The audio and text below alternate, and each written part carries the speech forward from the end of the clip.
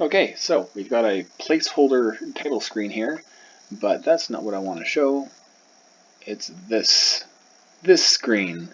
So boring, but it took a lot of work, so I kind of want to make a video about it.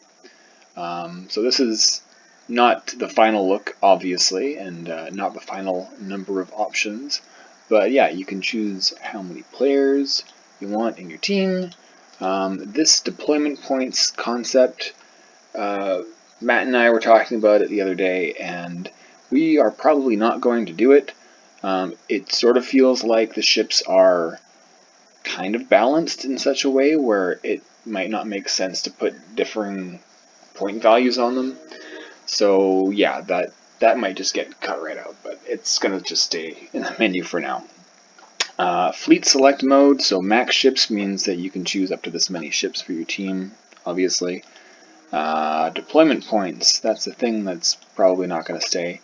And random, if you choose that, then clicking next will just start the game immediately with that many random ships.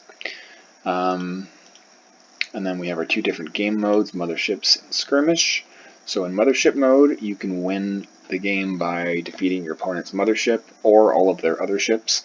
And skirmish is just regular ships that are spawned in random positions.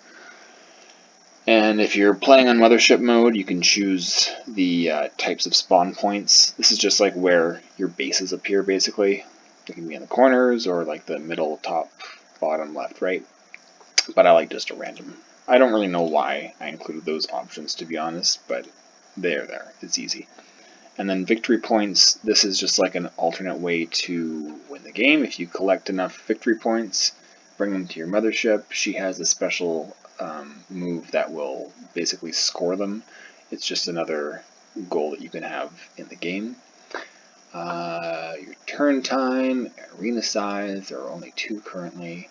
Boundary type, there's 3 options. This one that says damage, I was talking to Matt, and the walls one should just do what I was envisioning this doing, and the third option should be death, just like death walls.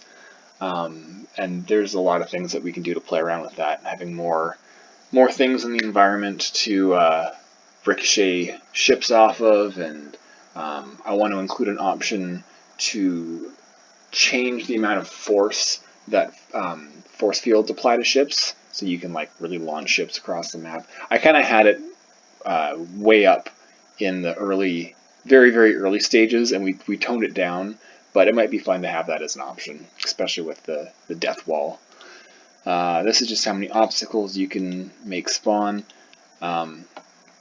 It's a little bit weird because if it spawns a couple of big things, then it might not be able to spawn a lot, but it should still fit this description somewhat.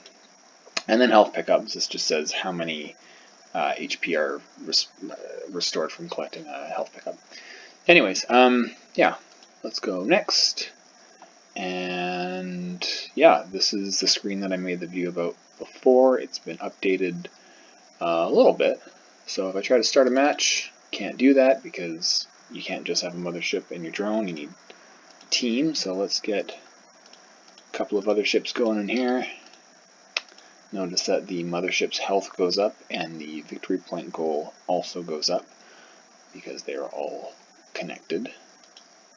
And then player 2, whatever, let's just can't add any more because our max is 4. Right. So there's not a whole lot that I want to show in the actual game, but one thing that I did months ago, actually, I just didn't show it in a video, probably because it's not that exciting. But that's the pause screen here that shows the status of your ships, your team. So this bar shows the sum of your fleet's health, excluding the mothership and the drone. This is just your mothership's health, and this is how many victory points you need to win. So this one actually goes down as you get closer to your goal. I could have made it build up as you collect more, but I thought it would be more useful if you can compare them kind of one-to-one lined up like that. Yeah, there's only one other little thing I wanted to show in the game, and that is, I'll fly over here for a second. when I change between ships. So the camera used to move quite a bit faster than that, and it was at such a speed where if you were trying to get a look at the space in between two of your ships, you could do that by kind of rapidly zipping back and forth between them and trying to catch a glimpse. And that always felt kind of broken and cheaty to me. So I thought, let's just slow it way down so that you can just see what's there. But that's boring to sit and wait for your ships, so you can also just hold the button. That was a lot of words just to say, now you can hold the button to go faster. So yeah, that's about it. I'm going to do at least one gameplay video recording. Yeah, I will probably post that, and that's all I got for now. See ya.